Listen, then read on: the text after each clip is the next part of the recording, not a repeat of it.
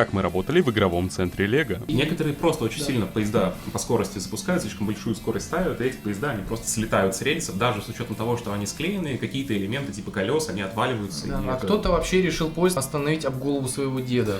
Это вообще, когда это увидел, я стою, мягко говоря, в шоке. Маленького ребенка забирал дедушка из игровой, и ребенок, видимо, настолько не хотел уходить, что он схватил поезд. Ребенку, я не знаю, ну может 4 года, где-то так. Он схватил поезд, и вот этой вот задней частью состава, острой, он начал лупить деда по голове. Дед, ну, мягко говоря, я по-другому сказать не могу. Да и я тоже. Представьте, просто, не знаю, кусок пластика, плотный такой, склеенный, и бьют по голове. Ну а полное видео уже на канале.